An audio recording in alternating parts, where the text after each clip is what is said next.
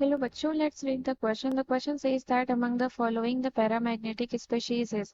तो यहाँ पर आपको कुछ स्पेशीज दी गई हैं, आपको बताना है इनमें से कौन सी स्पेशीज पैरामैग्नेटिक है। तो इसके लिए हम यहाँ पर की कॉन्सेप्ट लिखेंगे. So here the key concept is. तो पैरामैग्नेटिक का मतलब क्या होता है? Paramagnetic species have unpaired electrons. Paramagnetic species के पास क्या होते हैं? अनपेयर्ड इलेक्ट्रॉन होते हैं. तो यानी कि अगर हमें ये पता चल जाए कि जिसके पास अनपेयर्ड इलेक्ट्रॉन है तो वो हमारे साथ क्या हो जाएगा? पैरामैग्नेटिक हो जाएगा.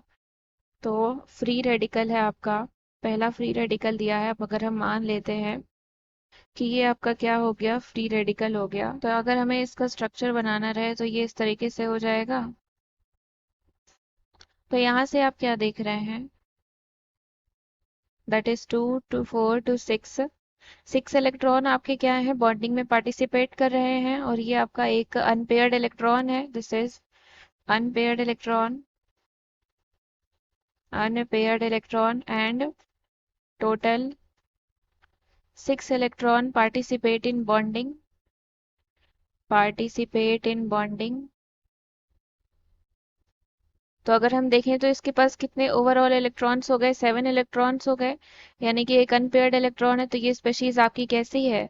पैरामैग्नेटिक स्पेशीज है, क्योंकि पैरामैग्नेटिक स्पेशीज ऐसी स्पेशीज होती हैं जिनके पास अनपेयर्ड इलेक्ट्रॉन्स होते हैं. ये पैरामैग्नेटिक स्पेशीज हो गई.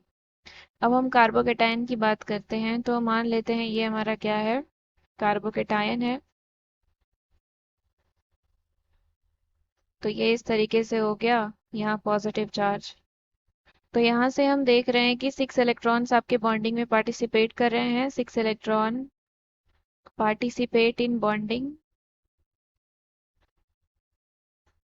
और p ऑर्बिटल इसका क्या है? एम्प्टी है, क्योंकि पॉजिटिव चार्ज है यहाँ पर. p orbital is empty, electron ही नहीं है. तो अनपेयर्ड और पेयर्ड की बात ही खत्म हो गई. p orbital is empty. तो यानी कि ये भी पैरामैग्नेटिक स्पेशीज है नहीं, क्योंकि इसके पास अनपेयर्ड इलेक्ट्रॉन्स नहीं है. अब हम बात करते हैं कार्बन आयन की.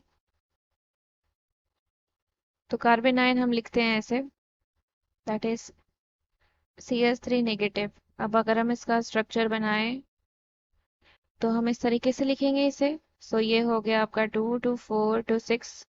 तो यहाँ से हम देख रहे हैं कि 6 इलेक्ट्रॉन आपके बॉन्डिंग में पार्टिसिपेट कर रहे हैं और यहाँ पर आपके 2 इलेक्ट्रॉन्स हैं. यानी कि टोटल आपके कितने इलेक्ट्रॉन हो गए? यहाँ पर 8 इलेक्ट्रॉन हो गए. और 8 इलेक्ट्रॉन का मतलब ऑक्टेट कंप्लीट है. Complete octet.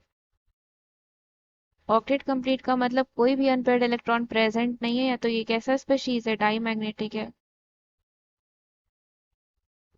Species is diamagnetic in nature. आपको पूछा था कि पैरामैग्नेटिक कौन सा है. सो फ्री रेडिकल आपका पैरामैग्नेटिक स्पेशीज है. Option number A is the correct answer. I hope you understood it well. Thank you and best of luck.